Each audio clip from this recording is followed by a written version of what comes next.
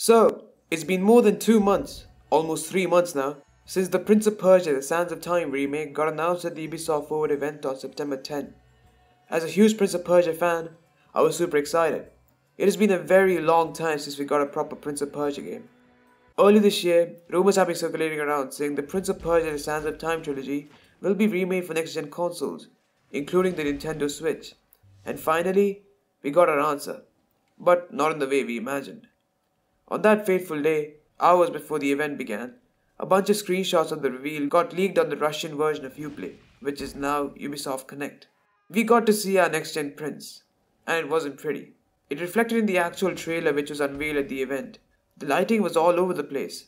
The character models looked shoddy, and overall it just didn't look good. And the like to dislike ratio and comments proved that. Also, can we talk about the Sands of Time logo? This version looks upside down compared to the original.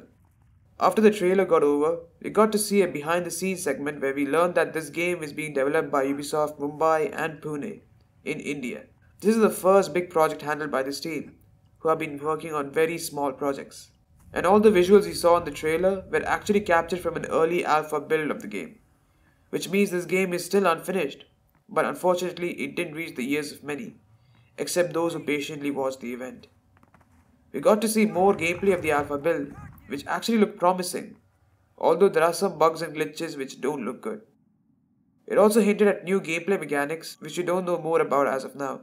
The game will be using the Anvil engine, which is used for the latest Assassin's Creed games. The game will be made using motion capture technology. Cutscenes will be rendered using the engine rather than watching a pre-rendered video which is triggered when we get to a point in the original. The game will feature a modernized camera and combat system, which we have seen briefly at the event.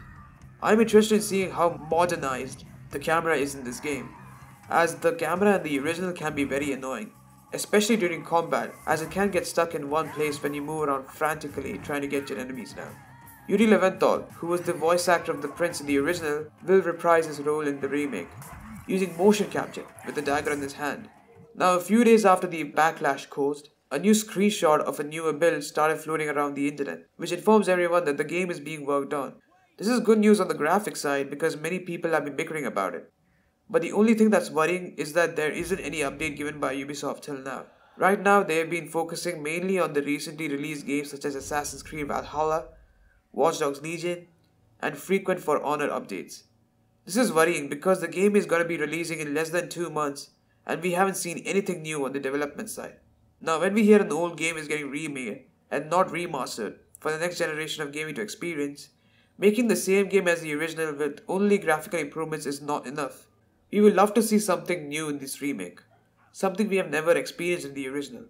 We're talking about new areas for exploration, an expanded story, if possible, new bosses, new puzzles, and so on.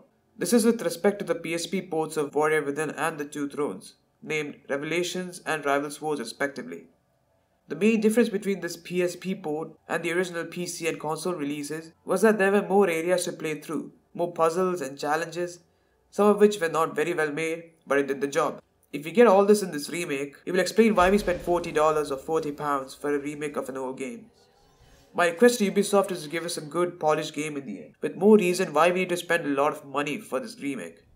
Because we can easily spend $10 each for the original Prince of Persia games on Steam. This is for the love of gaming that we don't hesitate to take a break from our busy life to spend some time playing through an adventure of a lifetime. If required, a release delay is welcome for the betterment of the game, but we just want a good game to play. Alright, quick update. Today is 8th December 2020. Prince of Persia The Sands of Time remake has been delayed to March 18th, 2021, as you can see right here. This delay is done to improve the game, and I'm really looking forward to see how they use this time to work on the game a bit more to deliver a good game.